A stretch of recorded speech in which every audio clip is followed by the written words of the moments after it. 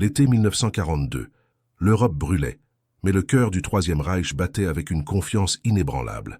Le marteau allemand, la Blitzkrieg, avait écrasé des nations, balayé des armées, et maintenant, ses yeux affamés se tournèrent vers l'Est. L'Union soviétique, vaste et indomptable, était le dernier obstacle sur le chemin d'un empire qui rêvait de dominer le monde. Le sol tremblait sous les bottes de millions d'hommes, comme si la terre elle-même hurlait d'agonie. Ce n'était pas encore un cri de douleur, c'était le grondement sourd d'une ambition débridée. De Berlin, les ordres étaient clairs, implacables. Stalingrad. Le nom résonnait dans les casernes, dans l'esprit des généraux, dans les murmures des soldats. Stalingrad. La ville symbole, la clé des champs de pétrole du Caucase, le coup fatal pour la machine de guerre soviétique. Pour Hitler, c'était plus qu'une ville. C'était un défi personnel, un trophée à conquérir, un point final à la résistance bolchevique. La 6e armée de la Wehrmacht, sous le commandement du général Friedrich Paulus, était le fer de lance, la force imparable, destinée à accomplir cette prophétie de victoire. L'air était dense de l'odeur métallique de diesel et de poudre, mêlée à la sueur et à la poussière de la steppe. Le rugissement constant des moteurs des panzers et le martèlement des bottes créaient une symphonie de guerre, un hymne à la marche implacable.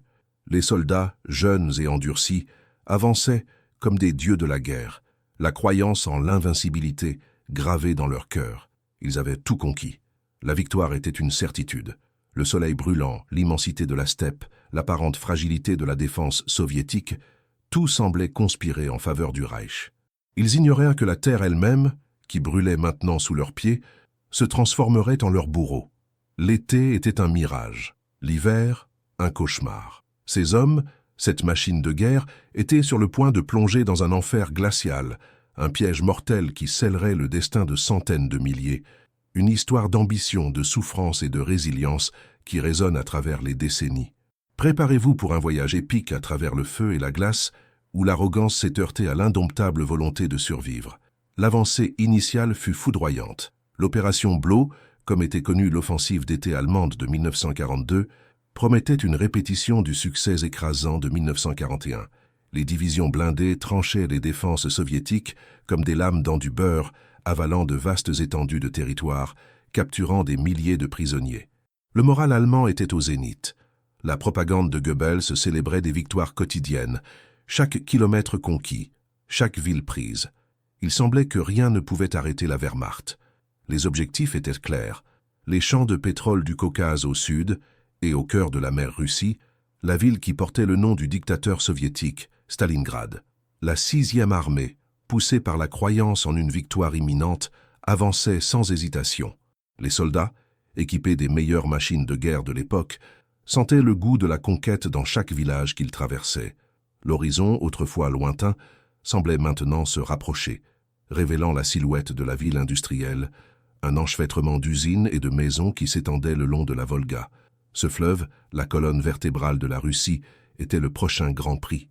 La confiance était palpable, presque arrogante. Mais à mesure qu'il s'enfonçait dans le territoire soviétique, l'immensité de la terre commençait à réclamer son dû.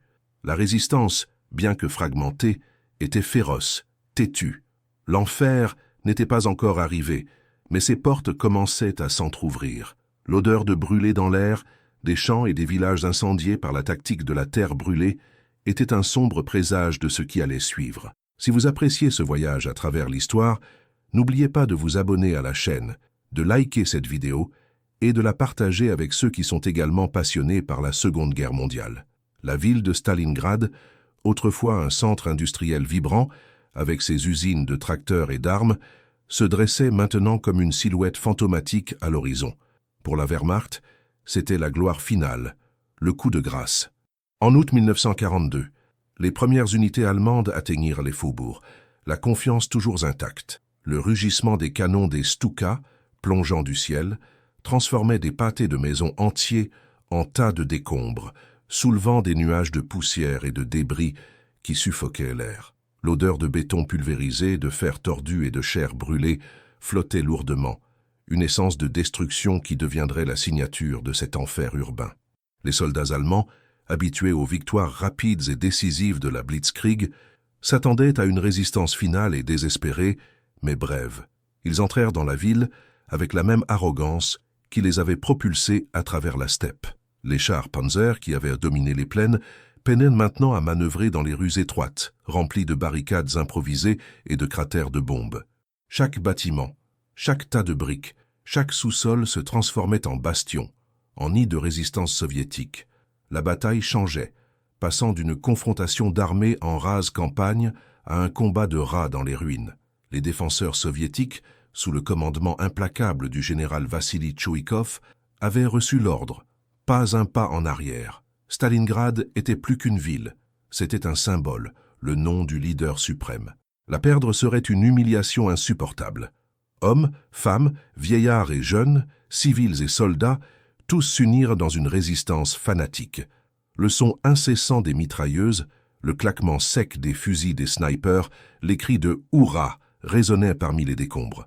Chaque mètre de terrain était disputé avec une férocité dont les Allemands n'avaient jamais été témoins. Avancer était une agonie. Chaque rue était un labyrinthe mortel.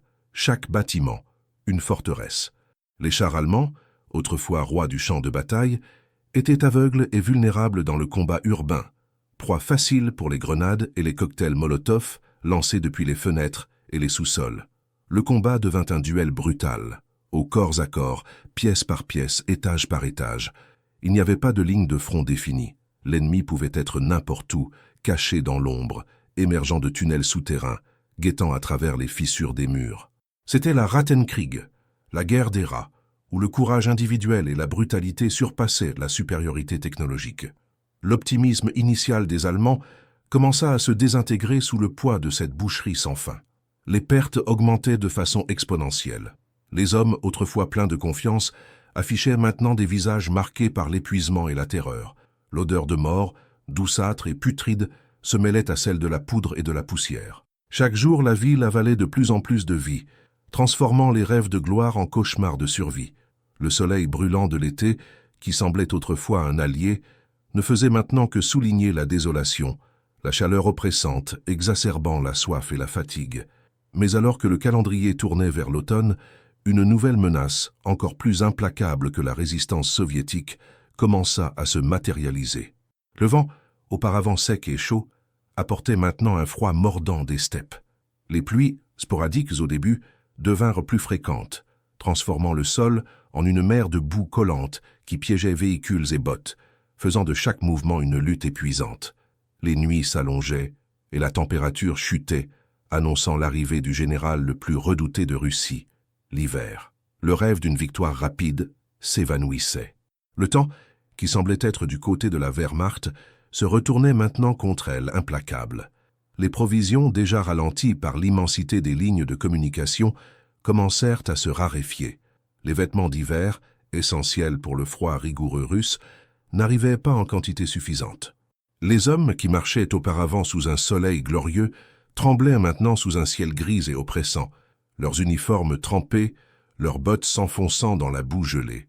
Stalingrad n'était plus une bataille, c'était un piège, une prison de béton et de fer, où le temps devenait un ennemi aussi mortel que les balles soviétiques.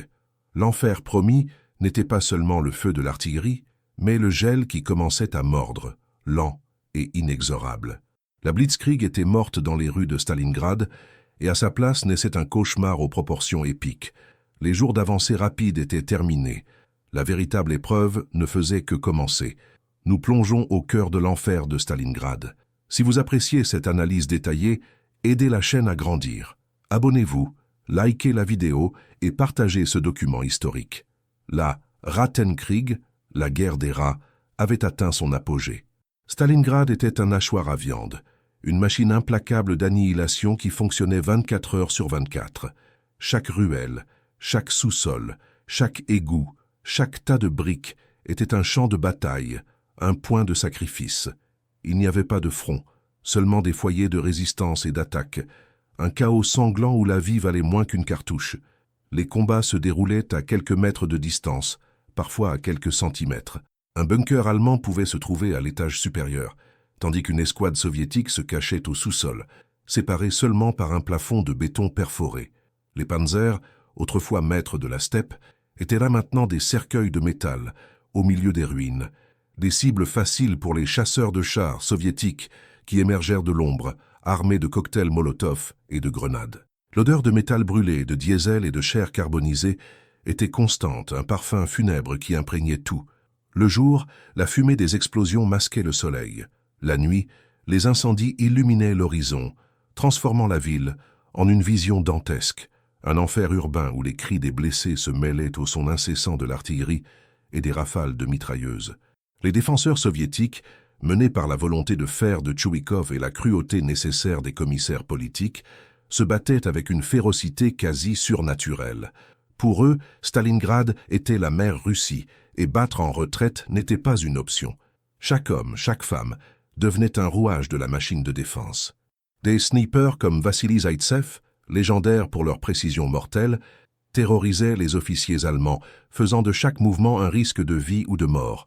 La faim et le froid mordaient déjà, mais la détermination soviétique semblait grandir avec la souffrance.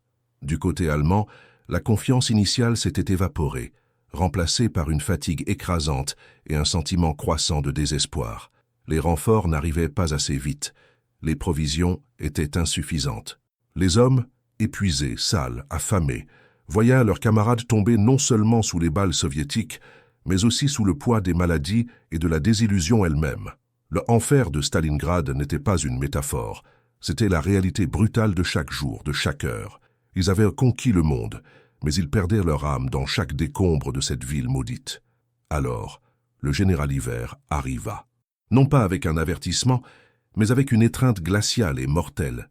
Le vent, auparavant seulement mordant, se transforma en un hurlement constant, un chant funèbre qui glaçait la moelle des os. La neige commença à tomber, épaisse et incessante, couvrant le champ de bataille d'un manteau blanc qui cachait les corps, mais pas l'horreur. La boue collante laissa place à une glace glissante et traîtresse. Les températures chutèrent à 20, 30, 40 degrés Celsius.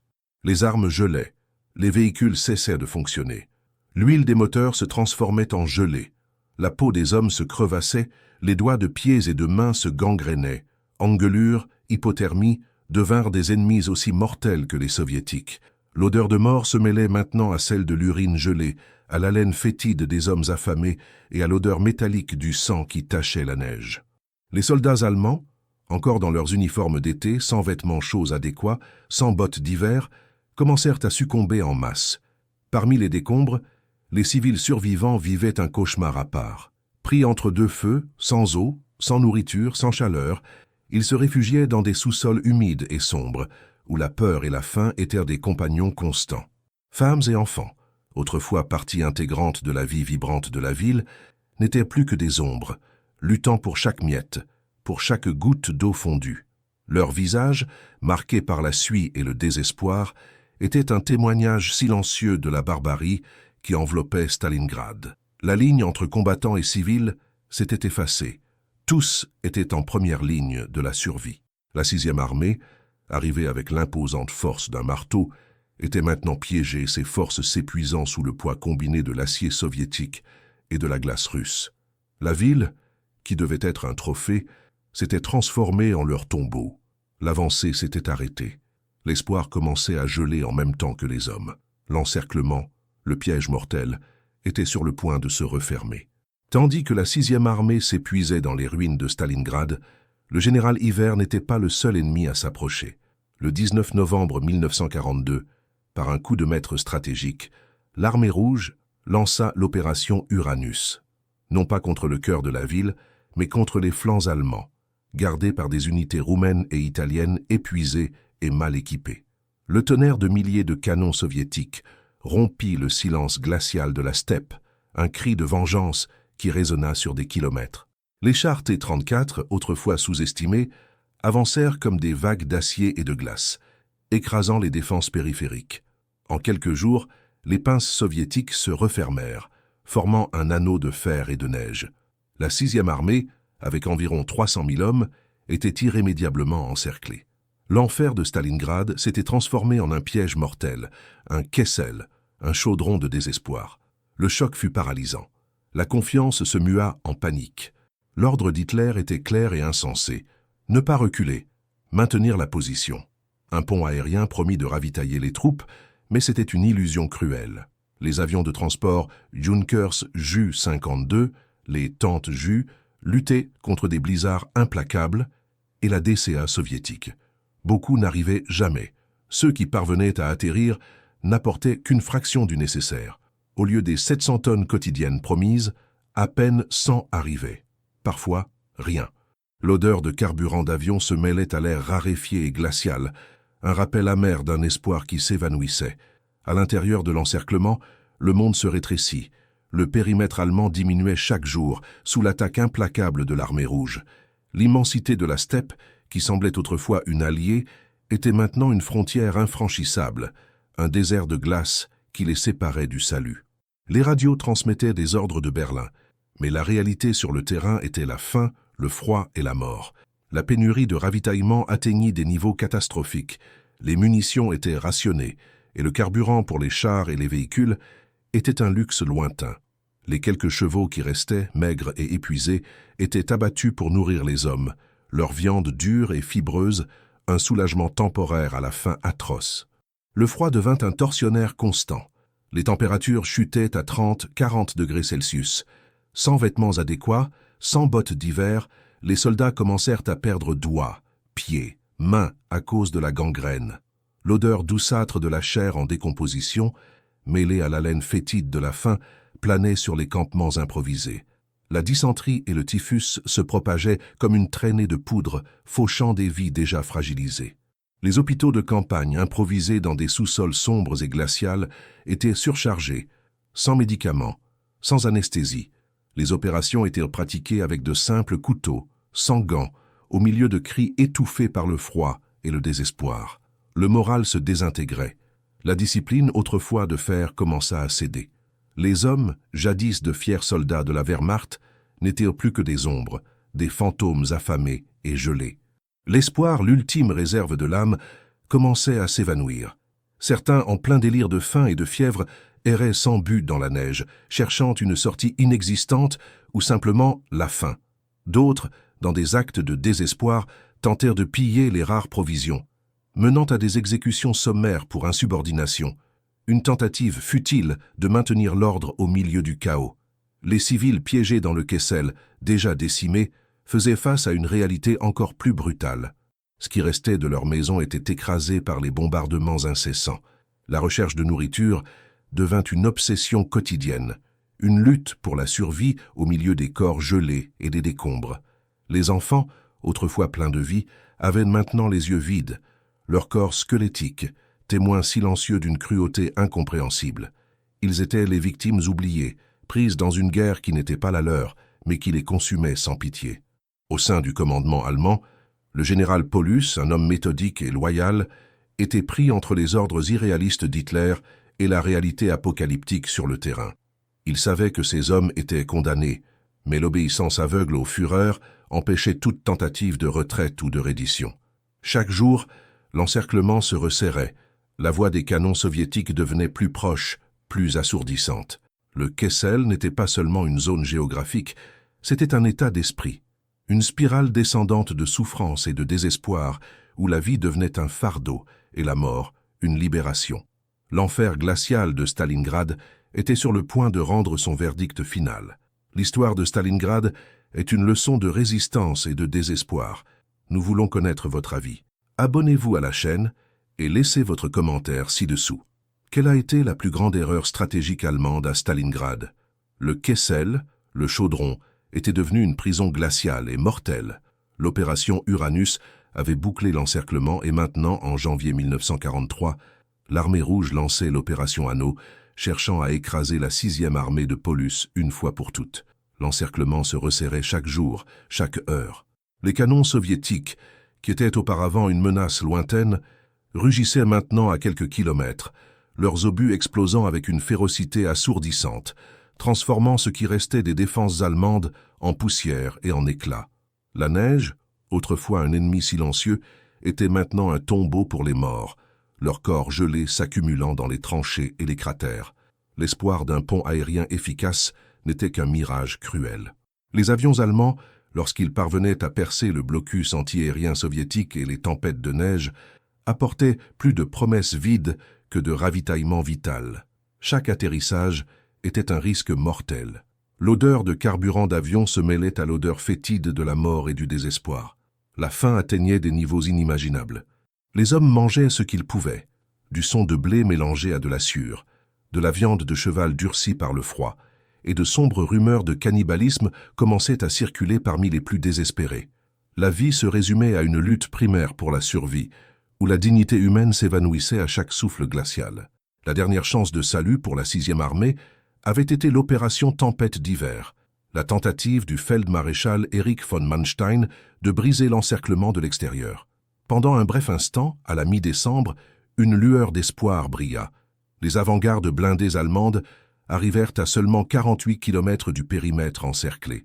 Le son lointain de leur moteur alluma une étincelle de foi dans le cœur des hommes piégés dans le Kessel. Mais la 6e armée était épuisée, gelée, sans carburant pour ses propres chars, incapable de faire sa part et de briser l'encerclement de l'intérieur. L'ordre d'Hitler était maintenir la position, une sentence de mort qui scella le destin de dizaines de milliers. L'espoir se mua en amertume, le son des moteurs s'éloigna, et le silence glacial de la condamnation revint régner. À l'intérieur de l'encerclement, l'effondrement était imminent. La discipline, autrefois l'épine dorsale de la Wehrmacht, était en lambeaux. Les soldats, affamés et gelés, voyaient leurs camarades mourir par milliers, non seulement sous les balles soviétiques, mais aussi de faim, de typhus, de gangrène. Les hôpitaux de campagne, transformés en abattoirs, étaient remplis de moribonds qui n'attendaient que l'inévitable.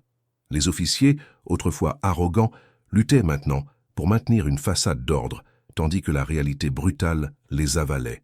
L'odeur de maladie, de corps non enterrés, de désespoir, planait sur chaque ruine, chaque sous-sol. Stalingrad était un enfer gelé, où la vie agonisait lentement. Le général Paulus, un homme d'une loyauté inébranlable, était pris dans un dilemme infernal. Ses troupes mouraient, mais Hitler, depuis son lointain bunker, refusait toute suggestion de reddition. Au lieu de cela, le 30 janvier 1943, Hitler promut Paulus au rang de feldmaréchal, avec un message implicite et sinistre. Aucun feldmaréchal allemand ne s'était jamais rendu. C'était un ordre de se battre jusqu'à la mort, une invitation au suicide. Mais Paulus n'était pas homme à se suicider, et la responsabilité envers ces hommes pesait plus lourd que l'honneur vide d'un titre. Le lendemain, 31 janvier, le secteur sud du Kessel, où se trouvait le quartier général de Paulus, céda finalement. La résistance avait atteint sa limite. Dans des sous-sols sombres et humides, entouré de ses officiers et de ses derniers hommes, le feldmaréchal Friedrich Paulus, l'homme qui avait commandé le fer de lance de la Wehrmacht, envoya un dernier message radio à Berlin informant que la reddition était inévitable. Ensuite, il se rendit aux Soviétiques. Le silence qui suivit sa reddition fut aussi assourdissant que les explosions précédentes. La bataille n'était pas complètement terminée, car des poches de résistance isolées combattaient encore, mais le cœur du monstre avait été arraché. Les combats continuèrent encore 2 jours, jusqu'au 2 février 1943, lorsque les dernières poches de résistance allemande dans le secteur nord se rendirent enfin. La 6e armée, qui avait marché avec arrogance au cœur de la Russie, avait été totalement anéantie. Sur les quelques 300 000 hommes encerclés, environ 90 000 survécurent pour devenir prisonniers de guerre. Ils marchèrent vers un destin incertain, vers les camps de prisonniers soviétiques, où l'hiver, la faim et les maladies continueraient de faucher des vies, transformant la reddition en une nouvelle forme de tourment. Stalingrad avait été conquise par l'armée rouge, mais le prix payé, tant par les attaquants que par les défenseurs, était incommensurable. Le point culminant de la bataille était arrivé, et avec lui la plus brutale des réalités. Le paysage de Stalingrad, le 2 février 1943, était un monument à la désolation. Des ruines glacées, des corps empilés dans la neige, le silence lourd de la défaite. Sur les quelques 300 000 hommes de la 6e armée qui avaient été encerclés dans le Kessel, seuls environ 90 000 fantômes affamés et gelés se traînèrent vers la capture. Leurs yeux, autrefois pleins d'arrogance et de certitude de la victoire, ne reflétaient plus que le vide, le traumatisme d'un enfer qui refusait de se terminer. Pour eux, la reddition n'était pas la fin de la souffrance, mais le début d'une nouvelle et terrible épreuve. La marche vers les camps de prisonniers soviétiques était un voyage vers l'inconnu, un purgatoire de glace et de faim qui allait faucher l'écrasante majorité. Dans les camps de prisonniers, la même cruauté de l'hiver russe les attendait, implacable. La dysenterie, le typhus, la faim et le froid continueraient d'être leurs bourreaux. Sur les 90 000 qui se rendirent, seuls environ 6 000 hommes, une poignée de survivants marqués à jamais, parviendraient à rentrer en Allemagne bien des années plus tard pour raconter leurs histoires d'horreur et de résilience. Le feldmaréchal Paulus, capturé, deviendrait une pièce sur l'échiquier de la propagande soviétique, témoignant contre le régime nazi, un symbole de la chute d'une arrogance sans limite. Son destin, bien qu'épargné de la mort dans le Kessel, fut fait d'une amertume et d'un déshonneur qui résonnèrent tout au long de sa vie. Pour les défenseurs soviétiques, la victoire de Stalingrad fut un triomphe épique, mais à un coût humain inimaginable. La ville, qu'ils avaient défendue avec chaque fibre de leur être, était réduite à un tas de décombres gelés. Les usines, les foyers, les vies, tout avait été pulvérisé. L'odeur de mort, de suie et de désespoir mettrait des années à se dissiper. Les cicatrices physiques et psychologiques de cet enfer urbain seraient apportées par des générations, un rappel constant de la brutalité de la guerre et de la volonté indomptable d'un peuple qui refusa de céder. Stalingrad ne fut pas seulement une bataille, ce fut le tournant décisif de la Seconde Guerre mondiale sur le front de l'Est. Elle brisa le mythe de l'invincibilité de la Wehrmacht, prouvant que la machine de guerre nazie pouvait être arrêtée, pouvait être écrasée. Pour l'Allemagne, ce fut un coup dévastateur, non seulement en termes d'hommes et de matériel, mais aussi moral. L'arrogance militaire qui poussa Hitler vers l'Est trouva sa limite dans les ruines et la glace de la ville de Staline. À partir de ce moment, l'initiative stratégique passa aux mains de l'armée rouge, qui entamerait une offensive implacable qui ne s'arrêterait qu'à Berlin. L'héritage de Stalingrad est multiple et complexe. C'est une histoire de souffrance extrême, de sacrifices inimaginables et de résilience humaine qui défie l'entendement. C'est un témoignage de la capacité de l'homme à endurer l'impossible, mais aussi de sa capacité à commettre des atrocités indicibles au nom d'idéologie et d'ambition démesurées. La ville, reconstruite avec la force de l'esprit soviétique, s'appelle aujourd'hui Volgograd, mais le nom de Stalingrad résonne dans ses mémoriaux, ses livres d'histoire, ses films et documentaires. Le complexe mémorial de Mamaïev-Kourgan, avec son imposante statue de la mère patrie, est un rappel éternel du prix payé pour la liberté, un cri silencieux contre la guerre et un hommage aux millions de personnes qui ont péri. Les cicatrices de la bataille demeurent dans la terre et dans l'âme du peuple, dans chaque brique restaurée, dans chaque histoire orale transmise de génération en génération. Stalingrad nous enseigne les dangers de l'hybris militaire, de la déshumanisation de l'ennemi et du coût effroyable de la guerre. Mais elle nous parle aussi du courage inébranlable, de la solidarité au milieu du chaos et de la capacité humaine à résister et parfois à triompher contre les plus terribles adversités. C'est une leçon gravée dans le fer et la glace, un avertissement et une inspiration qui ne doivent jamais être oubliés. Les cicatrices de la bataille demeurent dans la terre et dans l'âme du peuple, dans chaque brique restaurée, dans chaque histoire orale transmise de génération en génération. Stalingrad nous enseigne les dangers de l'hybris militaire, de la déshumanisation de l'ennemi et du coût effroyable de la guerre. Mais elle nous parle aussi du courage inébranlable, de la solidarité au milieu du chaos et de la capacité humaine à résister et, parfois, à triompher contre les plus terribles adversités. C'est une leçon gravée dans le fer et la glace, un avertissement et une inspiration qui ne doivent jamais être oubliés. L'impact psychologique de la bataille de Stalingrad résonna bien au-delà des ruines de la ville. Pour les soldats allemands qui survécurent au camp de prisonniers, le souvenir du Kessel serait une ombre perpétuelle, un traumatisme que beaucoup ne surmonteraient jamais, se manifestant par des cauchemars, des silences profonds, l'incapacité d'oublier le froid, la faim, le désespoir de leurs camarades. Pour les soviétiques, la victoire vint avec un prix terrible, mais aussi avec un sens du devoir et du sacrifice qui forgea une nation. Les familles qui perdirent de fils, pères et maris ne retrouvèrent jamais complètement la paix. Stalingrad ne fut pas seulement une victoire militaire, ce fut une victoire de la volonté, de la résilience, forgée dans le plus brutal des enfers. Stalingrad devint un symbole de l'arrogance qui mène à la ruine, de l'inhumanité de la guerre totale, mais aussi de la capacité humaine à résister à l'insupportable. C'est un rappel que même dans les conditions les plus désespérées, l'espoir, la camaraderie et la détermination peuvent prévaloir. L'histoire de la 6e armée, piégée par la glace et la faim, est un avertissement universel contre les dangers de l'ambition démesurée et du refus de reconnaître la réalité. C'est un miroir qui reflète la fragilité de la vie et la force inébranlable de l'esprit humain. Les 600 000 hommes gelés de Mars, prisonniers de la glace et de la faim, sont un sombre rappel de la brutalité de la guerre et de la résilience indomptable de l'esprit humain. Chaque ruine à Stalingrad est un cri contre la guerre, et le sang sur la neige est un rappel éternel du sacrifice et de la folie. Que leurs histoires nous servent de leçon, résonnant à travers le temps, pour que nous n'oublions jamais le coût de l'ambition et la valeur de la paix.